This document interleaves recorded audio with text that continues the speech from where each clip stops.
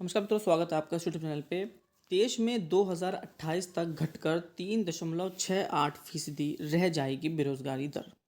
अब हेडिंग ऐसी है जिस पर बोलते तो बनता है, और मैं खुद चाहता हूं कि जो भी ये वीडियो देखे वो अपना कमेंट ज़रूर करे, क्योंकि बेरोजगारी इस वक्त एक ऐसा मुद्दा है जो सभी पढ़ने वाले नौजवानों के लिए, और बल्कि जिनकी पढ़ाई ख़त्म हो चुकी है उनके लिए भी ये बहुत बड़ा मुद्दा है और हर घर की कहानी है, क्योंकि बिना पैसे के तो आजकल सगा बाप भी नहीं पूछता।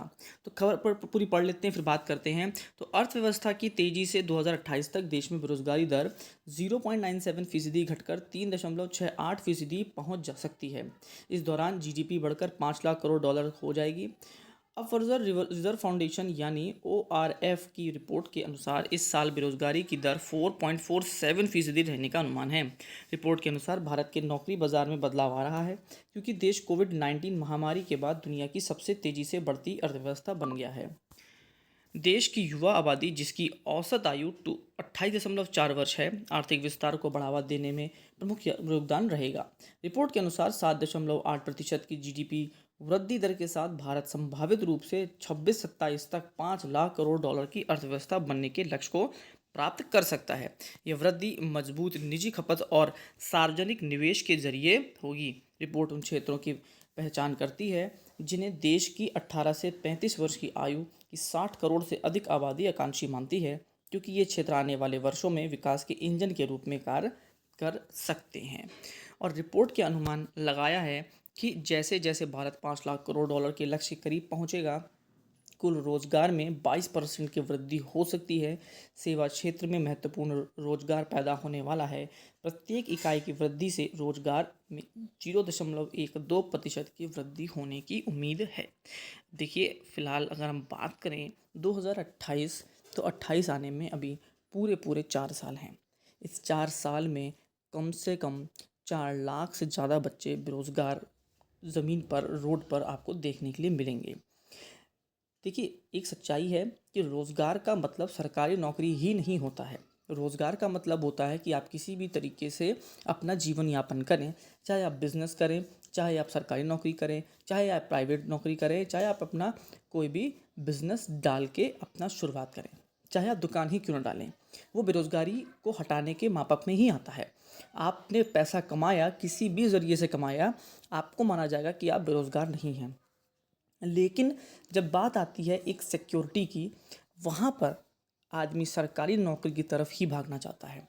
उसके पीछे ही रीज़न साफ साफ यही है कि प्राइवेट नौकरी में आपका भविष्य सुरक्षित नहीं माना जाता है, जबकि सरकारी नौकरी में अगर एक बार आप लग गए तो 60 साल तक तो आपको हटाया नहीं जाएगा। हालांकि सरकारी जो महकमे हैं वहाँ पर भी नियम में काफ़ी बदलाव हो चुका है। अब यहाँ पर भी प्रतिकूल प्रविष्टि जैसी जो चीज़ें हैं वो आ चुकी हैं। अगर आप यहाँ पर काम नहीं करते हैं तो आपके ऊपर भी कार्रवाई होगी। लेकिन फिर भी 99.99% सरकारी नौकरी सेफ मानी जाती है।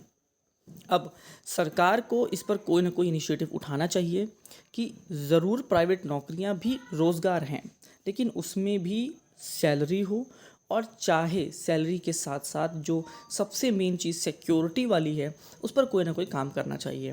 क्योंकि भारत देश हमारा बहुत बड़ा देश है, सबसे बड़ा लोकतंत्र है, सबसे ज़्यादा पॉपुलेशन वाला लोकतंत्र है। तो यहाँ पर सिक्योरिटी बहुत ज़रूरी है, क्योंकि अभी भी हम लोग विकसित नहीं हो पाए हैं। हम विकासशील देश में आते हैं, हमको भी बहुत कुछ डेवलप करना है, क्योंकि आज भी हम एक किसी न किसी बड़े देश की इकोनॉमी से खुद को कंपेयर करते हैं। तो बेरोज़गारी फ़िलहाल एक बहुत बड़ा मुद्दा बना हुआ है। बहुत समय से अगर हम बात करें अपने शिक्षा विभाग की, तो बेसिक में कई समय से नौकरी नहीं है। माध्यमिक में भी कोई भर्ती नहीं देखने के लिए मिली, जो मिली थी वो क्या तो कोर्ट के चक्कर में है, अटकी हुई है, या फिर कहीं ना कहीं ये था कि आयोग ही नहीं बन पाया था। तो फिलहाल देखें तो अगर हम शिक्षकों की बात करें, क्योंकि ये चैनल मोस्टली शिक्षकों से ही रिलेटेड है, तो यहाँ पर अभी एक बहुत बड़ा गैप है। 69,000 शिक्षक भर्ती के बाद कोई भी भर्ती देखने को नहीं मिली है। मैं हर वीडियो में अपील करता हूँ गवर्नमेंट से कि 70,000, 80,000, 50,000 नौकरियों की ज़रूरत नहीं है एक बार में। आप हर साल 10,000, 20,000, 30,000 नौकरी निकालते हैं तो वो भी सफिशिएंट है, क्योंकि बेरोज़गारी का जो अंत है वो इससे हो सकता है। उसके पीछे रीज़न है, ध्यान से समझिएगा। एक कोई सरकारी नौकरी की मान लीजिए नोटिफिकेशन आया, अब आप देखिएगा कितने रोज़गार इससे जुड़े होते हैं। फॉर्म आया तो सबसे पहले आप फॉर्म भरेंगे, फॉर्म भरने के लिए आप कैफ़े पे जाएंगे, तो कम से कम जो कैफ़े वाले बेचारे अपनी जो दुकान खोल के बैठे हैं, कंप्यूटर, इंटरनेट, बिजली का खर्चा दे रहे हैं, उनकी कमाई होती है, बच्चे वहाँ फॉर्म भरवाते हैं।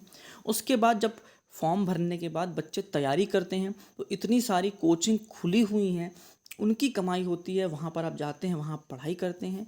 आप पढ़ाई करेंगे तो कॉपी किताब खरीदेंगे, कंटेंट खरीदेंगे, उसका पैसा आप जो भी कंटेंट बनाने वाला है, कॉपी किताब की दुकान खोले है, पेन वाला है, आप उसको देते हैं। आप तैयारी करते हैं, अगर आप अपने घर के बाहर रहते हैं तो आप कहीं ना कहीं किराए के मकान में रहते हैं, जो खाने वाले हैं, डिब्बे वाले हैं, होटल वाले हैं, वहाँ आप खाना खाते हैं।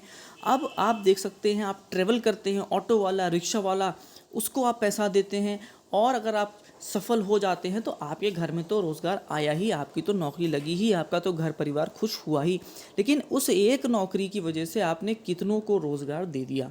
तो अगर हम हर एक साल में 10,000 20,000 की भी भर्ती देखें एक बार में 80-90 हज़ार की जगह, तो सोचिए कि जो कोचिंग वाले हैं, जो कॉपी किताब वाले हैं, जो मकान वाले हैं, खाने वाले हैं, ऑटो रिक्शा वाले हैं, सबको एक भर्ती से कितना रोज़गार मिलता है।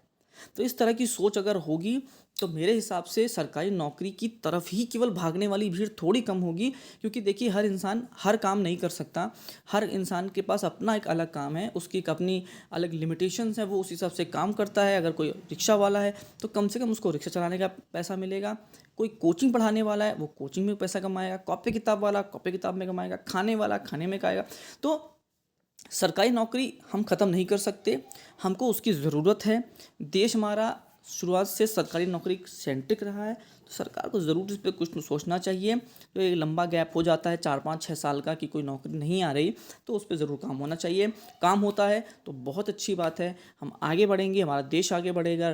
जो बेरोज़गारी एक मुद्दा हमेशा बना रहता है वो शायद ख़त्म होगा, क्योंकि अगर हर साल 10-10 20-20 हज़ार नौकरियाँ आएंगी तो ज़रूर जो बच्चे रोड पर खड़े हैं वो किसी न किसी कोचिंग में बैठे होंगे। अगर आपको कंटेंट पसंद आया हो तो लाइक करिएगा, कोई बात कहनी हो तो कमेंट ज़रूर करिएगा और चैनल को सब्सक्राइब करिएगा। लास्ट वीडियो देखिए, उसके लिए बहुत बहुत धन्यवाद। आपका दिन शुभ हो।